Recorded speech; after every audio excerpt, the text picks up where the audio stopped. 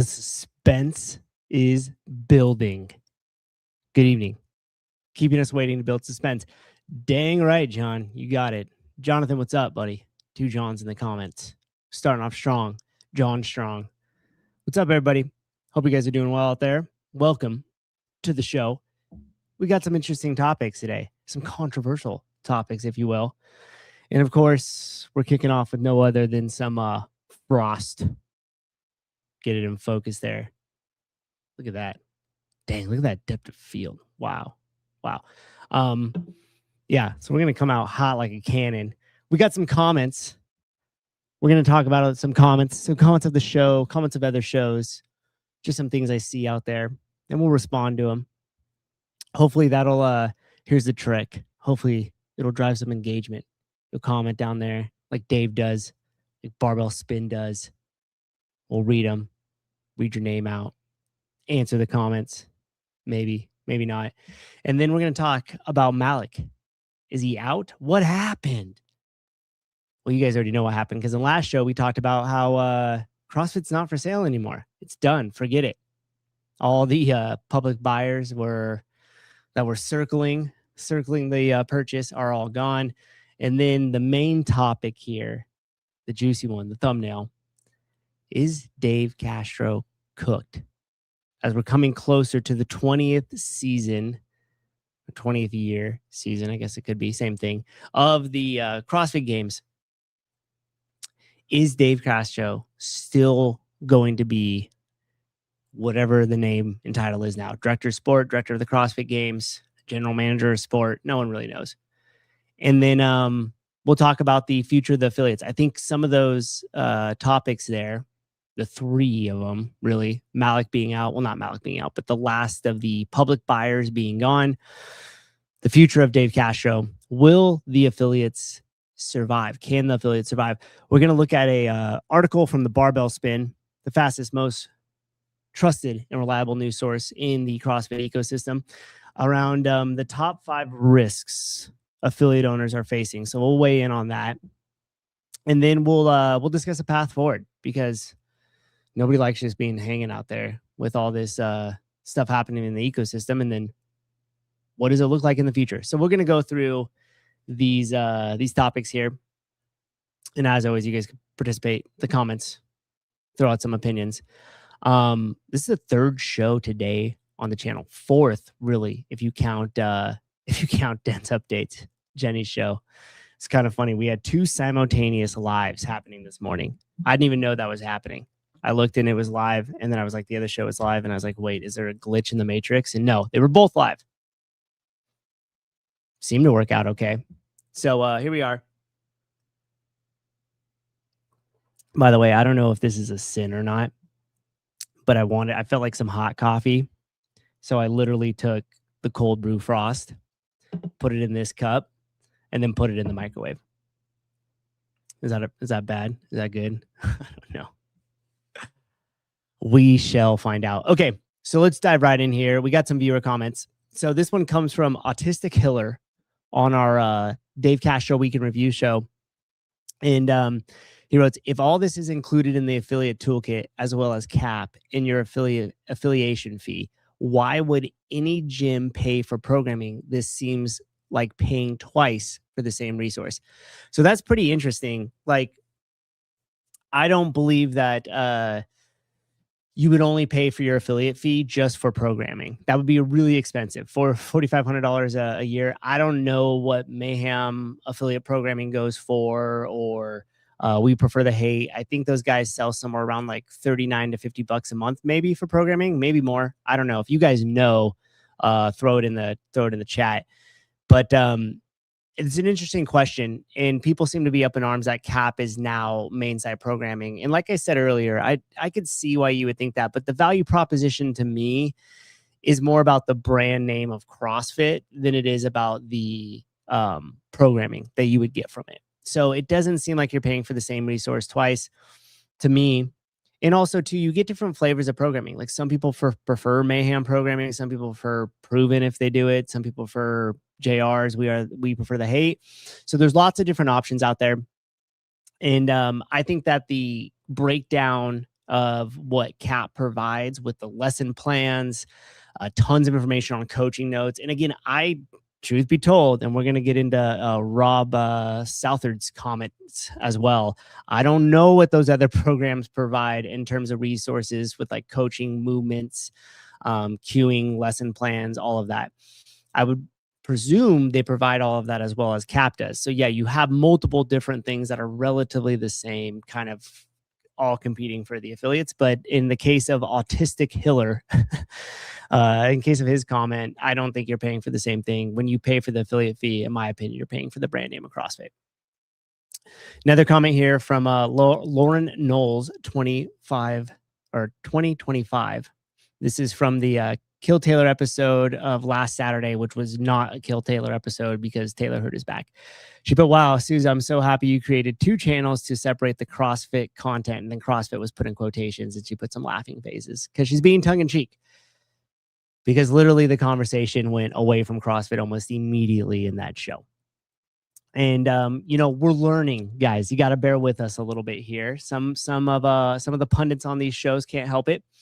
But as we continue to migrate to this CrossFit specific channel, I do hope to see just CrossFit specific content. That is the intention here. Now, is it going to be perfect all the time? No. And we saw within the Rich Froning show, the guest of the show, Mr. Rich Froning himself, started talking a little bit about capitalism, started talking a little bit about religion. And to a certain degree, the conversation is going to go where the conversation is going to go.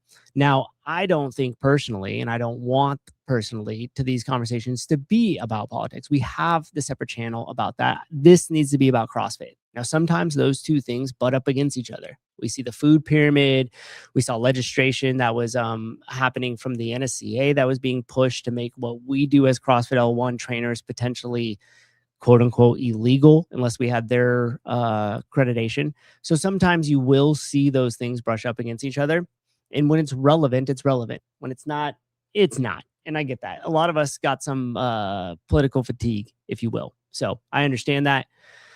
Ms. Lauren, bear with us. But that is the purpose of this channel, is CrossFit specific content.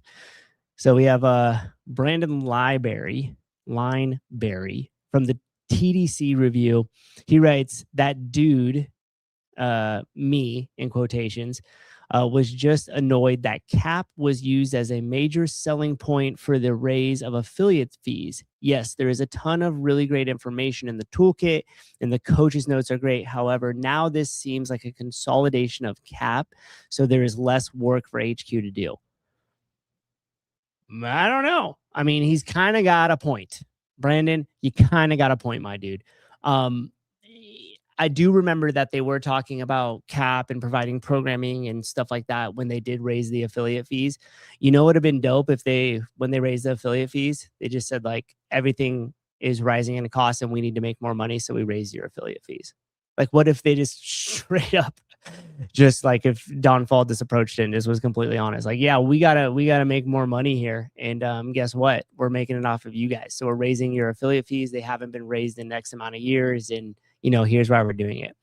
Do I agree with the affiliate fee raise now that we're like a year plus into it? I can't remember exactly when that happened. Was that a year ago, 2 years ago, maybe 2 years ago now?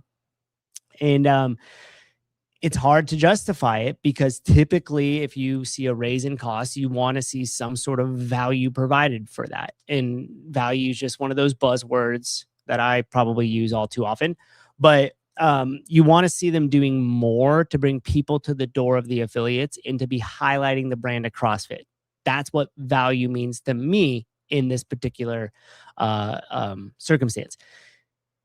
It was a major selling point. And I think that's because that's the only thing they kind of had at the time. And that's the only thing that they could promise is like, oh, we have CAP and we're going to deliver you guys programming and you don't have to come out of pocket to go somewhere else. So I don't know. Let's see. Pedro's weighing in right now.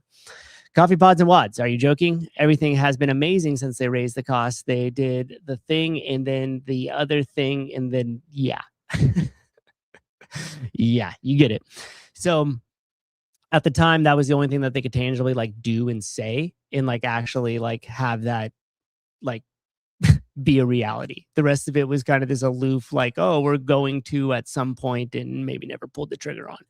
So, Brandon, I kind of agree with you. That was a selling point. It does seem like the consolidation of it is the fact that it is less work, because it is less work. Was that the only reason that they did it? No, I don't think so. But it's hard to tell these days because we don't have anything forward facing out of HQ in terms of vision, direction, and leadership. And I know I sound like a broken drum or broken record when I say that, but it's true. Like, you have to have some sort of, hey, this is the direction that the company's going, and here's what we're doing it. Jonathan Ortega, didn't Dave say they consolidated because affiliates complained? I hope not, because affiliates complain about a lot of things. Sometimes it's relevant, sometimes it's not. So if they're just going off of like affiliates complained, that would be a terrible reason to do so. And I hope that Dave didn't mention that. Even if he did, oh, my shoulders feel crooked. You ever do, like, we did light snatches, a repeat of 11.1 and 14.1, and then strict handstand push-ups. And like, my whole trap and upper body is so sore right now. Okay. Moving on to the next comment here. This is from Jeff Batko. I haven't seen him in my comments lately. From the Dense Update show, who isn't promoting the Open. He writes, as a non-CrossFitter, it makes absolutely no sense that anyone in the CrossFit media space would not be participating in the CrossFit Open. Yeah, I agree with you, Jeff. It does make zero sense. Like, especially if you're a media person, or if you're an athlete, or if there's any sort of livelihood that you're gleaning from this space, then you should probably be promoting it in the sense of like, it's going to help the whole entire thing grow. This is our community event here. Now, with that being said, I understand that the Open, for lack of better words, needs this big revamp. And Kenneth here is hitting the exact phrase that we hear all the time. Why would I pay $20 to know I suck at CrossFit? Now, if you guys watched the Week in Review show, I went off on this tangent that, like, that's correct.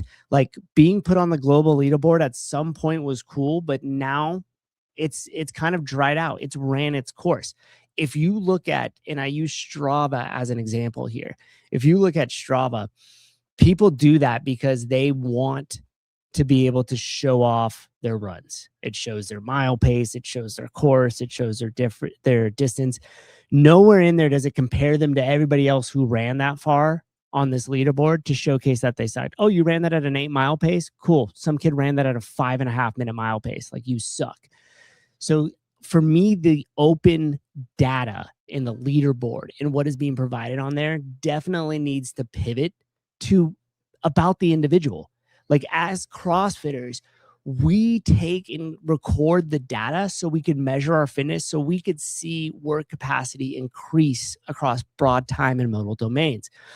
We need to be able to see the individual data, the history of our workouts. If we have history, we need to have cool data on the individual workout itself.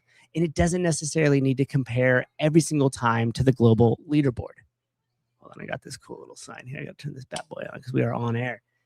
And for me, that's, if I were in charge of the Open, that's what I would start to be investing in, is kind of the individual aspect of it.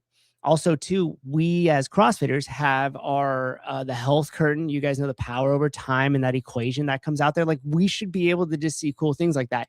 Now, somebody would ask, well, what's the point of it? There is no point of it. Just like Strava, there is no point for you to post your mile time and everything else there, but it's cool. People like to show off and they're proud of their work.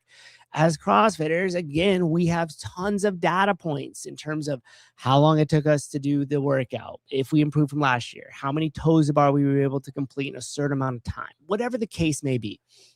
That type of data not only would be cool because if they made it so it was easily shareable on your social media, most people would hit the buttons and share it. Again, I'm going to relate it to Strava here because everybody does that with their running. If you had the ability to do that and do it with your heart rate throughout the workout, if you had the ability to take the aggregate of workouts that you had done from Wodify or from Push Press or from these other gym softwares, and then utilize that data as a way to showcase like your individual fitness, not comparative across everything else, but in the sense of just what you're doing within your workouts and what's happening, I definitely think that you would see more people move towards that, and especially too if it was like a cool little app. Kevin here says, I like seeing where I stack up against others. It's not an or thing, it's an and thing. They need more. Like, imagine your iPhone in 2011 when it first got released, and then imagine nothing changing with it until right now. Would you still buy the iPhone? No. You need to have features that increase the value in the sense of why I'm doing it. And that doesn't necessarily mean that you take features away. I'm not saying that you would not have the global leaderboard. You could not see where you stacked up against everything else. But it definitely needs to evolve, and it needs to be invested in. It needs to. So anyways, that was to Jeff Baco's comment there about the why wouldn't media people promote the Open. You probably should if you want to see it continue to grow, but I do understand why people also would like to see some innovation behind it, some new investments into it, in the spectacle of it. This year, though, we are seeing the numbers come out, and it does seem to be trending in the right direction, and that's really cool. I hope everybody rallies behind it. I think Jenny is also giving away some sort of open bundle package to somebody in the comments that if they want to do it, she'll pay for the I think it was like the t-shirt, the judges course, and the ticket. Like, good on you. That's awesome, Jenny. Way to put your money where your mouth is. So yeah, that's kind of the deal there. Let's take a helmet here. I like this one because it seemed long. Speaking of why I should pay my $20 to know I suck at CrossFit, it comes down to attitude. We have the ability to see how we've grown year over year in comparison to the rest of the Open. Yeah, for sure. For sure. Okay, this comment comes from Rob. I think his last name's Southards. Sorry if I screwed it up, Rob. I actually stalked you. The dude's pretty strong and moves really well on Instagram there. About 10 minutes in, this is from the TDC weekend review, not this past Monday, but the Monday before that. About 10 minutes in, Matt says he doesn't know all that CAP provides to affiliates. That's different than main site. I thought you ran your own affiliate and had the affiliate toolkit to see all the notes and many other stuff the toolkit provides to affiliates. Maybe I'm hearing you incorrectly, but it seems like 1, you are an affiliate owner who doesn't know indoor. 2, you are misinformed on what's actually available, but you make hard assumptions without all the information. It's okay if I misheard you, but that's what I'm hearing from this. If I'm wrong, I'm happy to hear something different. Follow up. Good idea for one of your videos. Do an affiliate toolkit walkthrough. Show the audience everything that's provided and become an affiliate. Go through the entire toolkit and make your own recommendations on making it better. Is the toolkit worth the $4,500? Probably not. But lots of people have no idea what it actually provided and think they pay money for nothing. I have access to it and I know everything that's in there, but I like to do my own research. Same for the Mayhem affiliate toolkit. Okay. So obviously, Rob, thank you for that comment. And you're right. I did go through and I looked at it and I really familiarized myself with it. And then we did it live on Dave Castro's last show. So hopefully you saw that. The other thing I did here is I ran a poll inside of the school platform. And I'll share this with you guys in a minute. So, Rob, since you like you to do your research here, I'm sure you looked into what I have provided. And this is it here. This is the school platform for coaches and affiliate owners where you could come in and basically I got a forum going on here. We have this classroom area where you could learn about different stuff in terms of your media, in terms of partnerships. Oh, one membership is being requested. Approved. Okay, now this is completely free. You don't got to pay anything to go in here, so I'm not even selling you squat. It is free. But with that being said, let me find it. I actually asked people, oh, look, these are all the affiliate owners and everything else. And I said, affiliate toolkit, question for the group. Do any of you guys use the affiliate toolkit? And if yes, what do you find most useful and valuable? So here we had 9 votes. It's a small cohort of voters in here, but at least it gives us some data. Yes, I use it. No, I don't. There's a toolkit. Question mark was also one of the options. Okay, so Some of the people said they like the logos and the graphics. Other people said they don't really use it too regularly. Some people said they had no idea what is even really in it. And so you had kind of this mixed bag of stuff. But to your point there, Rob, I did go through and talked about what was in there, what CAP provided, and what was cool about the affiliate toolkit and some of the tools that they provide in there. I started this school community, I think like maybe a little over 2 years ago. And I did it kind of at the time, the affiliate toolkit provided hardly anything, and they were pointing it as a resource for affiliates. And so Jay Bear and I got together, and I was like, I think just the two of us on our own dime could probably put more resources into a affiliate owner forum for coaches and owners than CrossFit HQ could. And basically we did. And now the affiliate toolkit has more resources in there, but I'm kind of a competitive person. We're digging back into school, providing a bunch of stuff. And hopefully, Rob, you go check that out too. Give me some feedback on it. And thank you for the comment. So to your point, I am an affiliate owner. I've owned an affiliate for going on 13 years now. And actually, it is 13 years, going on 14 years. And no, I didn't have access to that when I first started. If I did have access to it when I first started affiliate, I think there'd be a lot of really useful things out of there. In terms of CrossFit's resources and priorities, that thing should be 10x what it is, 20x what it is. I think that there's so much that they could do and provide for affiliate owners to continue to provide for affiliate owners. So that answers that question there. The next one comes from our friend Rob again. This is on my coaching show. If you guys want to get specific into some coaching stuff, I did a show last Sunday. Might be a regular thing, might not, but we dug into some real specific coaching things there. And that's where this question comes from. Rob said, prepping the floor, I could see being a pet peeve at times. Yes. Setting out rowers or boxes, or even some coaches set out the barbells and the plates before the class arrives. Then only a fraction being used is a waste of space. Also, for me, a pet peeve is when the morning coach sets out, say, 15 rowers, 15 boxes, and other equipment.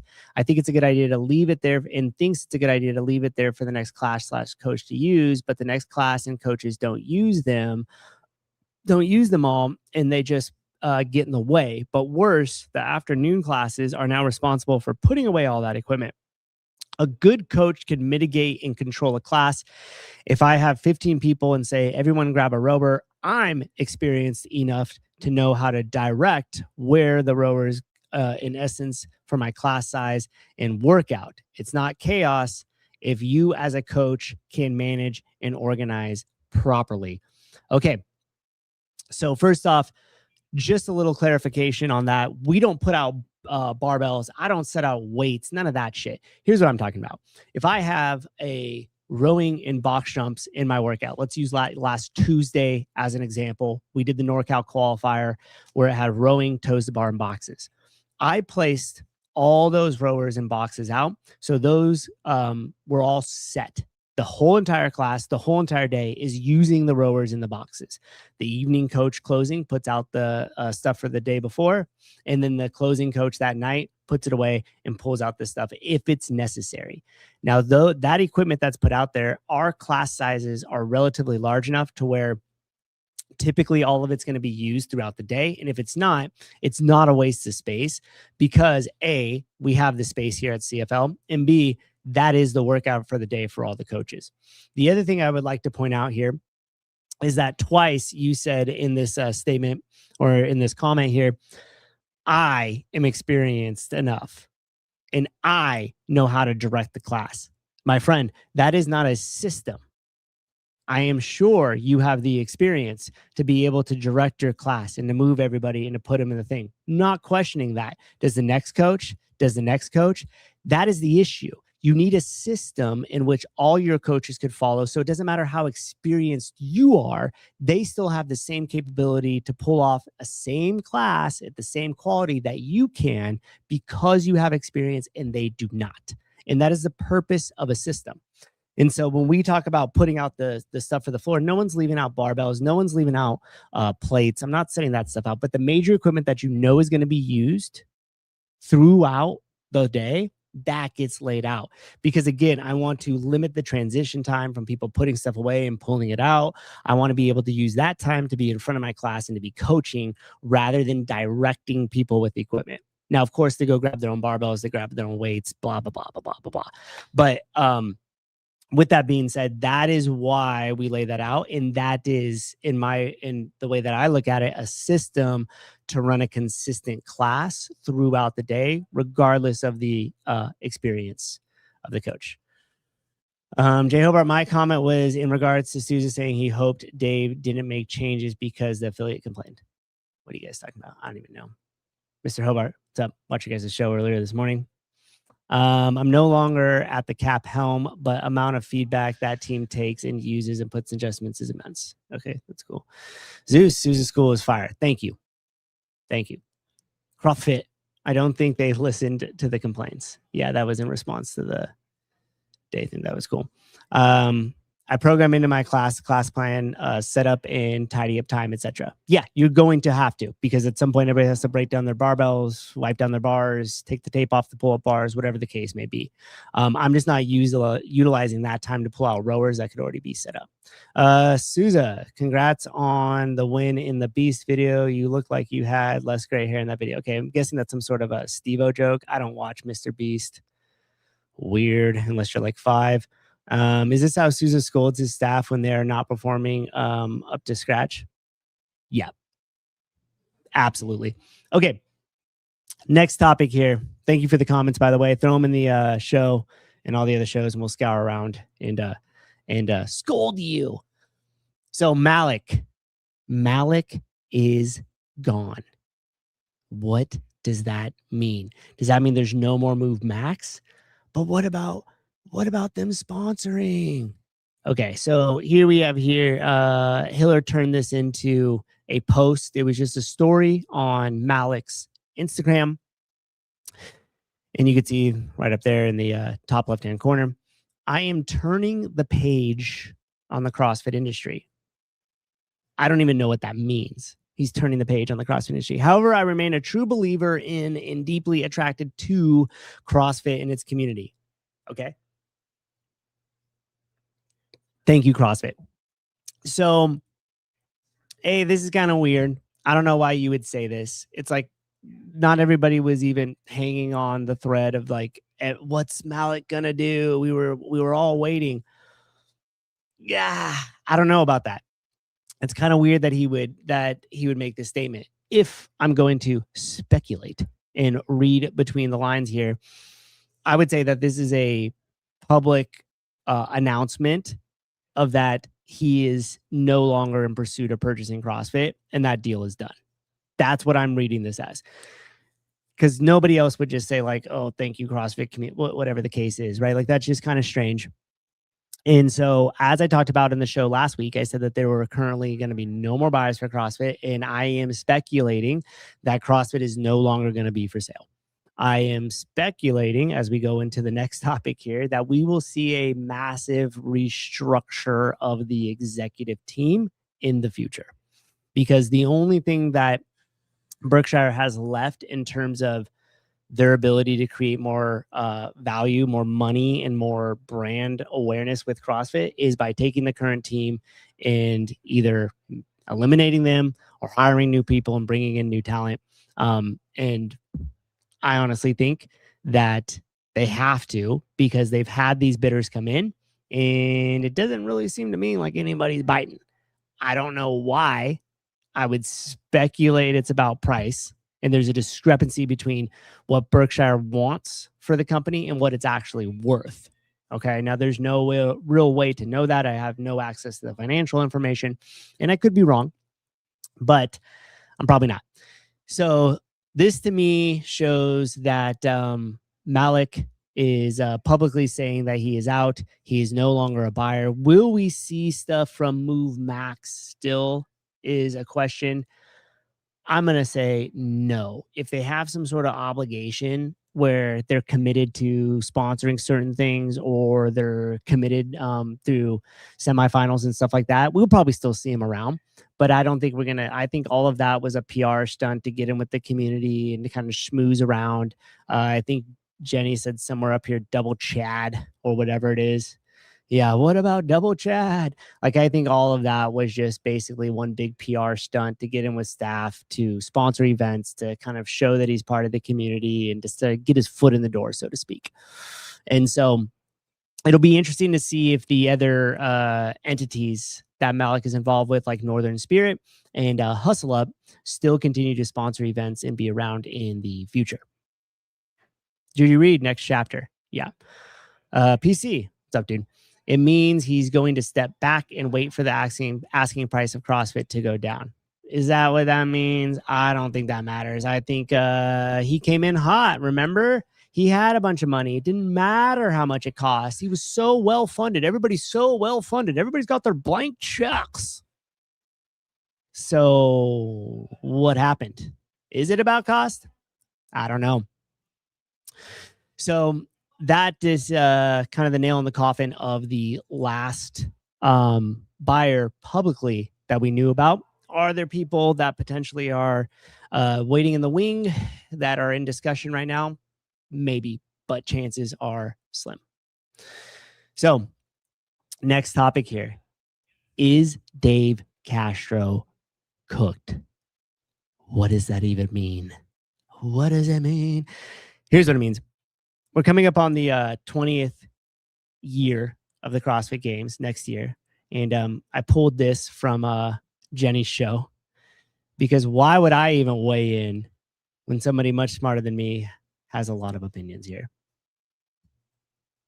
And the end of the road for Dave Castro's contribution to the world of competitive fitness. As much as I don't approve of his involvement in the sport currently, let him see through the 20th year.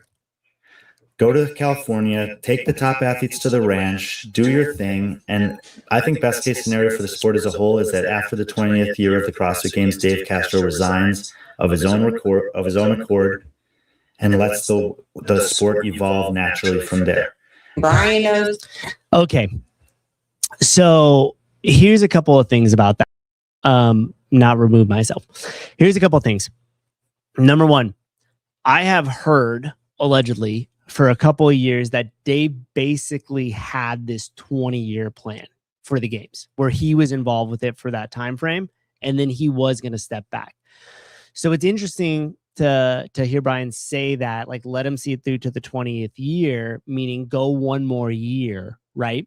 As opposed to saying this should be his last year. Does that mean that Brian has heard some of the similar information that I have heard, meaning he was basically had this 20-year plan, and that was his kind of his game plan all along, that after 20 years of the Open, he was going to step back and let it go. Now, in terms of the sport evolving, I honestly think we have to take what was successful in the past, almost like moving backwards a little bit to actually to get it to go forward, kind of like a slingshot effect. Like, you got to pull it back so it could catapult forward. And one of the things that I think would definitely help that and would help the Open is bringing back the regional. Like, when you had, and I think Jenny showed this in the show too, like it was like one of her team from the CrossFit gym she was at, like a team made it to regionals, and it was their whole gym was there and cheering and all that stuff. That is what made that successful, because participation went through the roof when I knew the people, or they were in my town, or whatever the case, were competing at that next stage. Everybody that started the Open back in the day, like, you cannot tell me that you weren't, especially if you were younger, you were like, oh, I'm going to get serious about this and I'm making it to regionals, baby. I could have been a real contender. But then when we saw the consolidation of regionals and then the death of regionals, my speculation is that we saw this correlation of enthusiasm start to drop, because it didn't feel like it was tangible to make it to the next step anymore. I also think that gave this really clean line of the season. You could have somebody, and they used to make the videos on this, where it was like, here's the Open, the worldwide, then it goes to this, the local regional, then from the top people from this go to the games. This is our season. It makes sense. Anybody from the outside looking in can see it and go, got it. I understand what's happening. But now it's so cloudy. Half the people that are directly involved in it are like confused. Oh, is it the last chance online in-person qualifier semifinal that they're part of CrossFit? They're not part of CrossFit. It's the quarterfinals. Wait, the quarterfinals don't mean anything to the semifinals because they have their own open qualification. What is happening? Nobody knows. And whenever you have complexity, you have failure. There's a little saying that's complex fails, simple scales. And I 100% believe that to be true for the season. So if that's what Brian's referring to in like an evolution there, maybe. But I honestly think that we need to have that simple thread of the season that is very easy to understand and allowed you to have it on a local level. Personally, I remember going to the 2012 regionals, and I didn't have very many CrossFit friends at the time. And so I had my buddy from high school that was into working out, and I called him and I'm like, hey, yeah, you want to come down? It's going to be awesome. And like, it was on a Saturday. And he was like, wait, so you mean to tell me we're just going to go to this place and watch people work out? And I was like, yeah, it's going to be great, right? And he's like, yeah, I'm good, buddy. You go on your own. But when I got to that regional, all of a sudden it was all the CrossFitters from my local area. And I was like, oh, this is awesome. Like I showed up and my people were there. I wasn't trying to, convince my buddy to come with me, right? So you had this local kind of gathering that happened at these regionals as well, too. All the gyms within that area came, whether they had teams competing, individuals competing, or whether they were just like me that just wanted to go and hang out and kind of spectate. You also had volunteers from that local area coming from all these different gyms, meeting each other, and you kind of had this melting pot that happened at those regionals. Now, the argument against that is that it was super expensive to pull off and all this other stuff. Well, I think there has been an evolution of being able to lower the cost. I know for a fact that like live streaming like this was not available in those early years of regionals when they were bringing it. It was super expensive. It's not that expensive anymore. So being able to localize some of the help there and lower some of the costs, there could be a possibility to bring regionals back. So what will happen with Dave Castro? I think PC agreed with me too that it had been rumored for a while. Yeah, that's been a rumor for a while. So we're not really like Brian's not really going out on a ledge and saying something that most of us that are kind of have a little bit of know-how on the inside also are like, yeah, that makes sense because that's what's kind of been rumored for a while. So here's the big question. Will Dave Castro end up being eliminated or elevated is the question. Dave has extensive experience with CrossFit. He's been he was co part of the I don't know what the official word would be, like co-captain for lack of better words, of the training department. He's ran seminars. He's been a flow master. Arguably, he has visited the most affiliates out of anybody in CrossFit HQ on a global level and on here domestically in the United States. He has extensive experience with the athletes and with the CrossFit Games and with even media side of stuff as we're seeing him do all of his own stuff now. So he is very versed in multiple different things with inside CrossFit HQ. So the question then becomes is, as he potentially transitions from the games to another role at CrossFit, or will he just kind of ride off into the sunset? Now, the interesting thing would be is how would the public perception be of Dave moving into, let's say, like head of affiliates or maybe even CEO of CrossFit? As you guys know, he kind of had this, I don't know what you want to call it, this edge to him where he was really like this hardened kind of person. And, he played that up quite a bit with being the director of the CrossFit Games and the way that he was with some of the athletes and different things like that. But majority of the people the majority of people that have had interactions with Dave behind the scenes know that that's really not exactly what he's like. And especially depending on the role that he's in, that leadership role that he's having to play.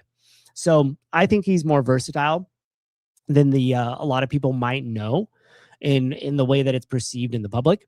But how would that look to a lot of the affiliate owners that don't know him outside of that and don't know him outside of this kind of hardened, bad boy persona that he puts on as the director of the CrossFit Games. I also would say this in terms of action coming out of CrossFit HQ, execution, meaning he's just going out on his thing solo and like making his own media, filming it, editing it, putting it out. He's out there with the military. We've seen him do a lot of stuff with potential contracts, or if they have contracts with the military, right? So what does that mean? That means he's executing, and he's doing it on his own accord, which is a little odd because we don't really know what his relationship is like with the rest of the executives, or like, is he getting approval for this? Is he just kind of going out and doing it because it needs to be done? Or are we starting to see this slowly transition to a different role in CrossFit? Now let's play out the elimination factor. What happens if at the 20th year of the CrossFit Games, Dave retires and he's gone? What does that look like for CrossFit? Do we have anybody inside the executive team, inside CrossFit HQ, that has the breadth and depth of experience and institutional knowledge that Dave Castro has?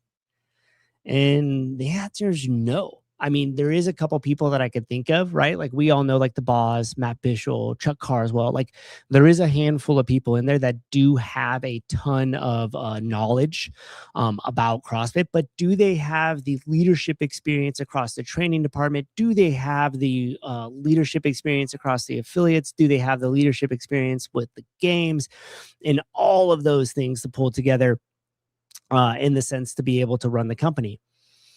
I don't know. And so it is, and I wish I had more information on this. And it would be interesting to see how a lot of affiliates react with it. I think you would get this mixed bag. I think some people would be really stoked. I think some people would kind of be like, I don't know, let's see what happens. And I think you get some people that would be really, really pissed off about it. So it's going to be an interesting year, because with the absence of Dawn, we have nobody in a leadership position right now. We just don't, plain and simple. There's no vision coming out of HQ. And if we elevated somebody like Dave into that position, you would immediately have messaging. You would immediately have some sort of vision, and you would for sure have leadership. And here's something that I don't think anybody could argue with. Whether you liked it or not, at least you'd be appreciative of knowing what is going on. Because right now it's just been kind of left into like this, well, what the hell is happening? And again, I talked about this last time, where it was like, hey, you know, inside my gym, it doesn't matter who's in charge of HQ. I still show up and coach the classes. It does matter. You're not looking into 2 years, 3 years, 5 years into the future of the brand. That matters to what's going on into your four walls. Okay. PC, what's up? It'll have to be split distribution of duties, which isn't such a bad thing. Not really sure what you're referring to that. Souza for CEO. Thanks, Jeremy. Appreciate that. If he leaves, we are in trouble. Own media is still wild. Yeah, it's kind of crazy, isn't it? Like, it's just nuts. The fact that like he's doing all that stuff just on his own. For sure. Just a cheeky comment at Souza about being inexpensive, since that's a big topic with Mayhem. Oh, wait, what are you talking about? Was there another comment up here I missed? Mayhem doesn't think live streams are very affordable these days. Yeah, I mean, to your point, was that Brooke? Yeah, to your point, Brooke, if you go with like Hamilton Road or like that more established thing, you guys saw on whatever Spin posted, it was like an article or a poster, it was like $150K or whatever that they paid. You could do that for way cheaper. And in fact, with the talent that Mayhem has with its internal media team, they could probably pull it off internally and just buy a couple of the things that they need to stream it, and could probably do a pretty dang good job at it at their first stab at it too. Like the media team over at Mayhem is very talented. So yeah, you could definitely lower the cost a little bit there. But if you go with something like a Hamilton Road, it's going to be quite expensive. And the thing is too, is like the technology that it takes to stream a semifinal at a pretty dang decent level, like fits inside of my suitcase. I mean, it's just the technology has gone crazy. in the last few years. So I do think that we could significantly lower the cost. So to wrap it up, is the Dave Castro topic. What will we see? My feeling is that they would have to move him to a different position. I think it's going to do something inside the company. Now, what does that mean for the relationships that Dave has with some of those people, some of the outside of the space? Like, are those relationships strained? Would he be able to mend some of those? What would he look like in that role? I mean, there's still a lot of questions that would have to be answered. But I do think that within this next year or so, that there will be some sort of change in Dave's position inside of CrossFit HQ. Now, also too, I think I've talked about this. If I were to make somebody the director of like programming and everything else for the CrossFit Games, hands down, J.R. Howell. I think that he would be perfectly suited to move into that position that Dave was. I think he is somebody that does take a lot of feedback. He's taking feedback, but he's also somebody that knows exactly where he wants to go and what he wants to do. So he's not going to be swayed by it, but he's not going to snuff it out. So I think in terms of like a PR point, like a public relations thing, like he would fit that very well. But I also think he has his hand on the pulse of not only the history of the CrossFit Games, the Open, regionals, and everything else, but on top of that, like where it is going and how it is progressing. And you don't need to look no further than Crash Crucible to see the talent level that's showing up, and also the way that his programming pays homage to the past while still moving it forward into the future. And still right on the cusp of challenging those athletes in a way that is within their grasp, but just outside of their comfort zone. So personally, I don't think there's a better candidate for somebody to come into that seat and program than JR. If you guys think somebody else is, throw it in the comments. I also think Wilson Pack elevating him to some sort of logistics with the event in total would also be a smart move. Having worked with him at Syndicate last year, and I'm sure we'll be working with him somewhat with Syndicate coming into this year, like the guy is thorough and his team shows up for him. And if there's one thing that you kind of look at in terms of leadership is like, is your team going to show up for you? And what is the attention to detail like when you're planning this event? And him and JR fit that bill really well. So if I were to have a vote, it would kind of pair those two up and bring them into the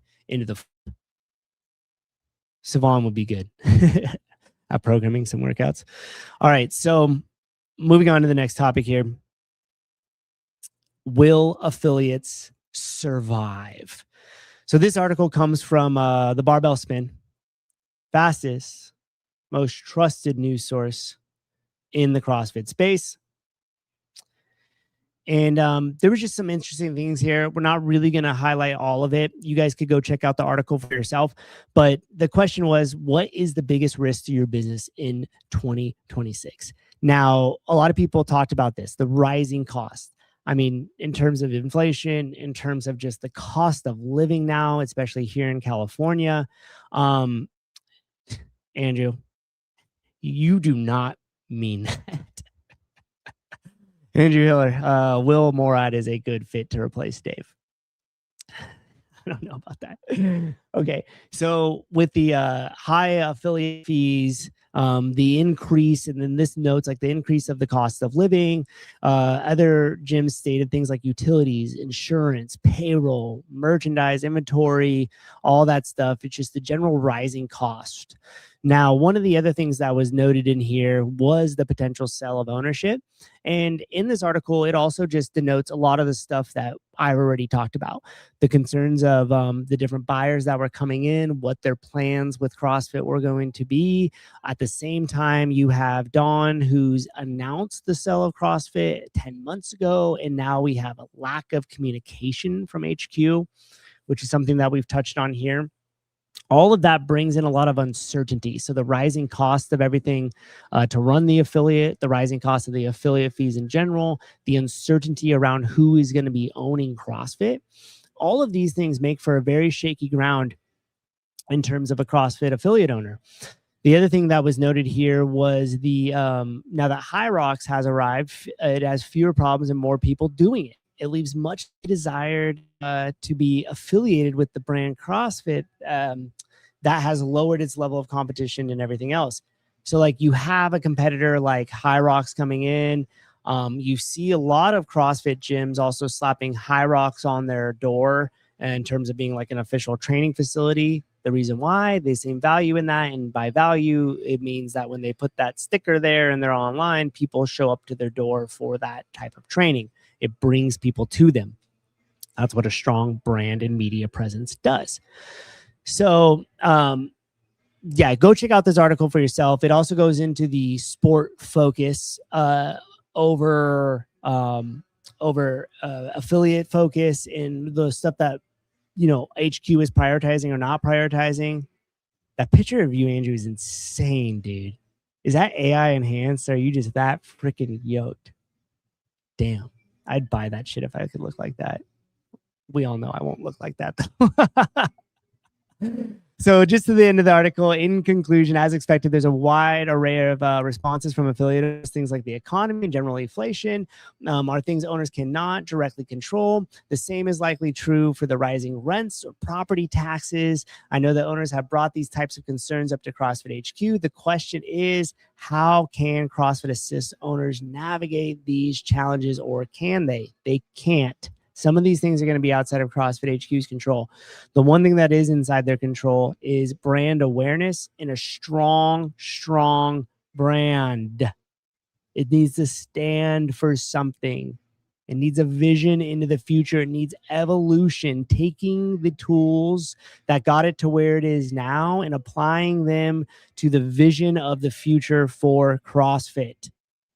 And we'll talk a little bit about that and moving the path forward. I liked what it ended on here. Let me see if I could find it. Yes. It's best summed up by one response to their biggest fear: my own poor decisions. Affiliate owners out there, all of these things are true. There is rising costs. We don't know who the next owner of CrossFit is going to be. The cost of living is getting more expensive. The cost of the building you're in is probably getting more expensive. I mean, I pay ungodly amounts to be in this building here. Property taxes are more expensive. With that being said, there's less disposable income. Less people might be showing up for just the group fitness hardcore workouts that you're providing in your gym. You as an affiliate owner and as a coach have within your control to provide more to the people that are coming in. It's time that as affiliate owners, we start to get innovative. What are you doing in terms of accountability? How far down the rabbit hole on nutrition are you going? What are you providing your new members with? It's time that you really start to think about how I can provide more to the audience that is here and not just sell a group class membership, because that is going to be tough to sell, especially if this economy continues to get worse, if disposable income continues to become harder to come by.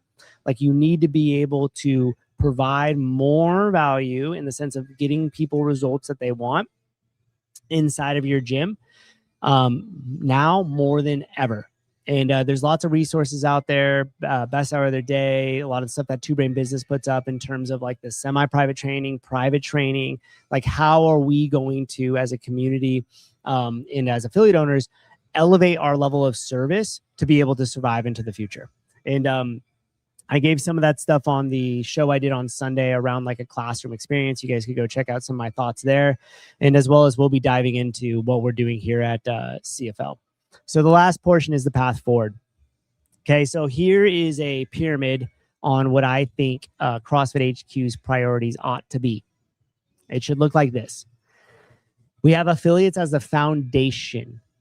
A lot of the investments needs to go into the affiliate ecosystem. What are they doing in the toolkit? How are they strengthening the brand with media? Everything else. The next step to that is going to be the training. Elevating CrossFit methodology in the education that CrossFit provides in the sense of the CrossFit Journal. Like that to me is a huge nugget that is missing. That is what validates our training, is like that CrossFit journal, not only taking a lot of the stuff from the past and redisplaying it so it's easy and it's accessible, but there's so much more information out there that we could start aggregating it from subject matter experts and start to build that journal back up, making us a resource, the go-to resource in terms of exercise science and nutrition. And then at the top of that pyramid, we are going to have sport.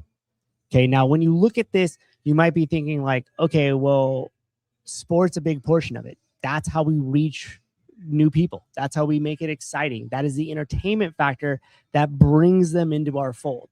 And yes, this is HQ's priorities in terms of their focus on their internal teams and in terms of their investment in their dollars. But this is what the funnel looks like. It's upside down.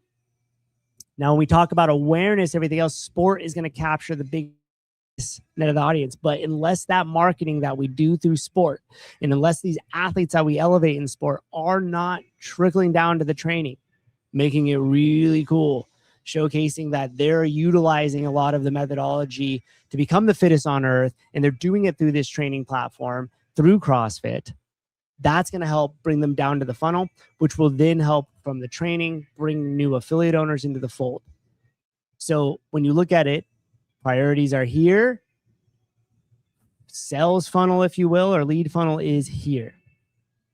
And this just needs to be drawn out really clearly in terms of how they're investing and what they're investing in. So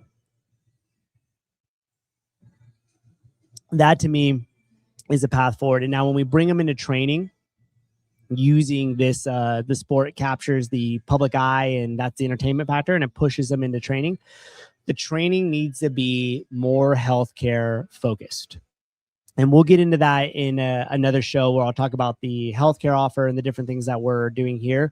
But I think that people are really getting into metrics in terms of their blood work, in terms of glucose monitoring, in terms of, you know, their sleep. Like you have all these different options into here in that data, and then taking that data and utilizing it to develop some sort of training plan to help people get good results in their health and fitness in your affiliate. And so when we take the sport angle of it, we could take those different data points, we could take that metric, we could pull it into our training, validating the type of training and the way we eat here with CrossFit, and then pointing them at an affiliate, whether they go through the training thing and open their new affiliate, or whether they go through our training, they learn a ton, and then we say, hey, go carry on this mission at your local CrossFit affiliate and sign up for a membership. And so that's just a brief touch on the path forward. We will dive into it in a more specific show around some of the healthcare stuff. That's all I got for you guys. On Saturday, I will be hanging out down at the SAP Center with the Boys Interrupted. They're doing a community workout down there as well as an affiliate discussion. Hopefully I could get involved and help out with some of the media, maybe not. We'll see. I am always offering out, but yeah, hopefully I could do it. So anyhow, as always, thank you guys for listening. Really appreciate your time. Throw some comments after this if you guys want to get the discussion going around anything that we talked about here, and let me know what you think. Do you think Dave will make it more than 20 years, or do you think he will be eliminated? Meredith, sounds a bit like previous attempt at wild health integration. That's impossible because you haven't heard my ideas. You haven't heard my ideas. You haven't heard what I'm doing. How would you know that? How would you know that, Meredith? How would you know? How would you know? You don't know. You don't know. Okay. Bye, guys. Thanks for hanging out. Appreciate it. Appreciate your time. Appreciate your attention. And as always, be good to each other out there. At the end of the day, that's all we really got.